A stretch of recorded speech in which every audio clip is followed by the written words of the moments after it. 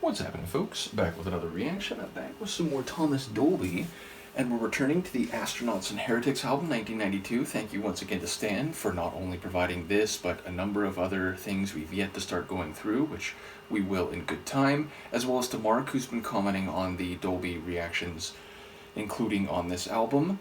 And the next track is the amusingly and intriguingly titled I Live in a Suitcase, which is a common expression or a figurative phrase, typically meaning that someone is always traveling, that they are rarely home if they have a residence in a particular place, and that they are staying in hotels, they are staying in locations with their travel bags. So yes, it suggests someone who is on the move, whether that's jet setting, let's say, or going to business conferences, or perhaps traveling the world for recreation.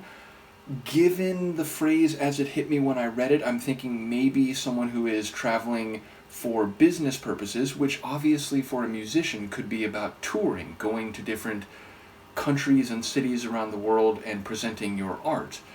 So yes, ultimately I wonder if that is indeed the context, and if it's not, whether this is a more positive or lamenting type of statement, meaning you could be upset or at least homesick that you're never home and that you have to travel around to go to business meetings and fulfill your obligations in a work setting.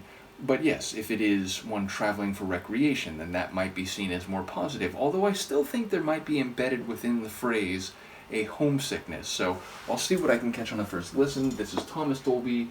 The track is I Live in a Suitcase, and it's from his 1992 album, Astronauts Heretics.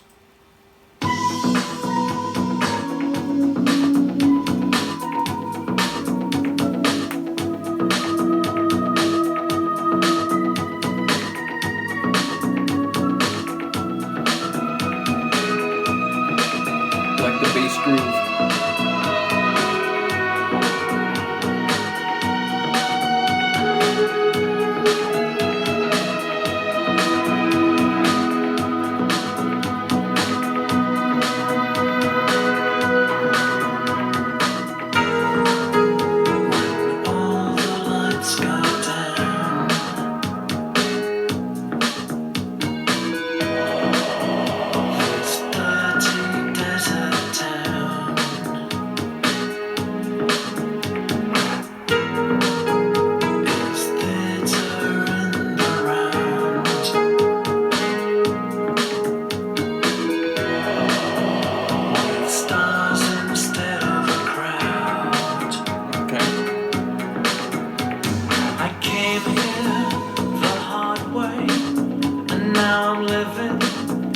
Suitcase, and I came here the hard way, and now I'm living in a suitcase, in a suitcase.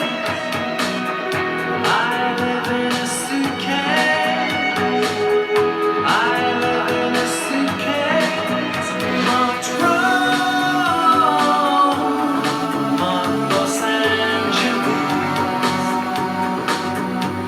So I lay alone here inside me,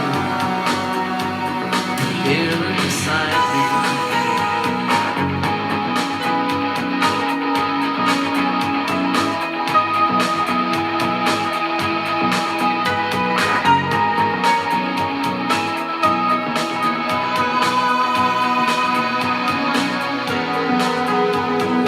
All that's to be said has been said.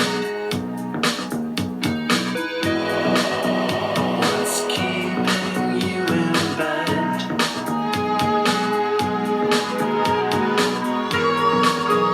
There's a fear inside your head.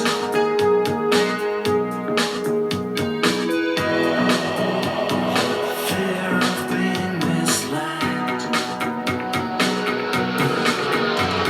You came here the hard way, and now you're living in a suitcase.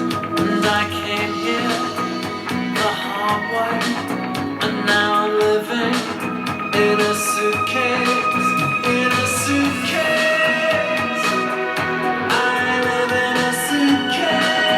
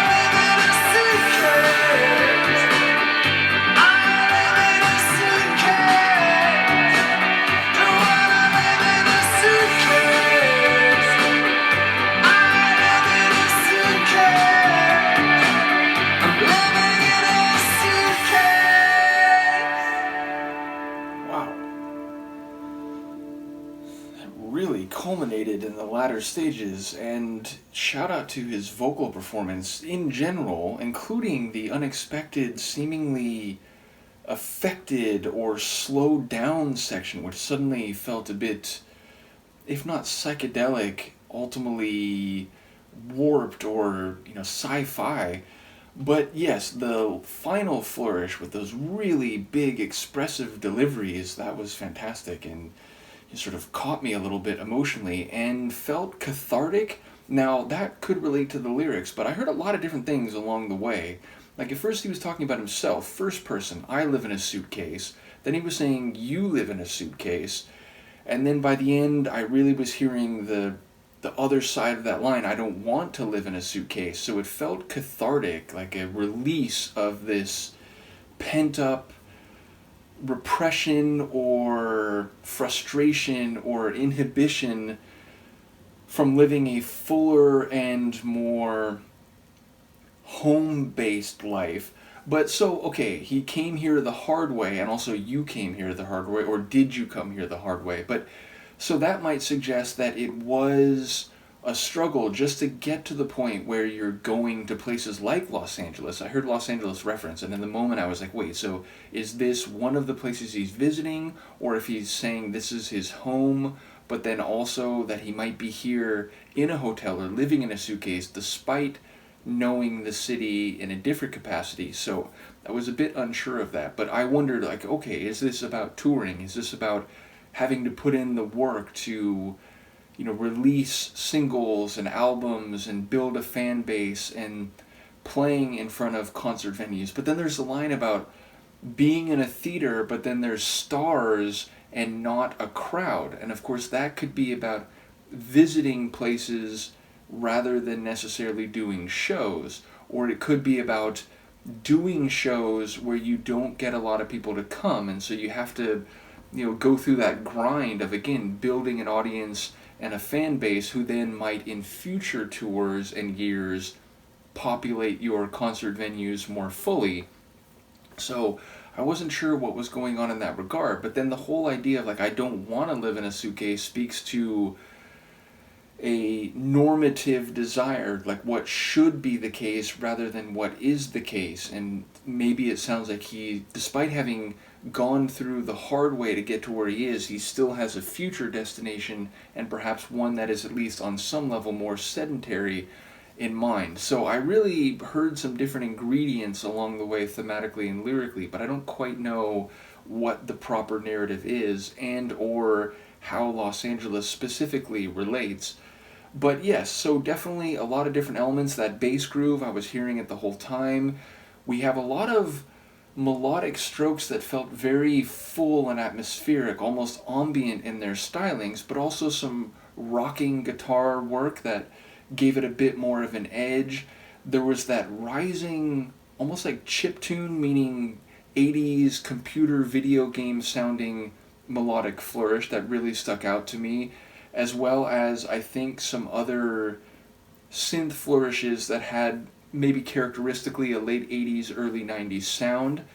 But yes, so somewhere between synth rock and atmospheric, almost like soundtrack type music. So a really compelling tune vocally and sonically, and also lyrically, even if I don't know how it all stitches together.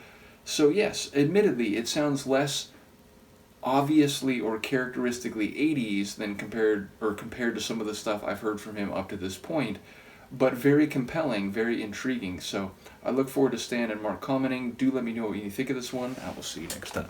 Peace.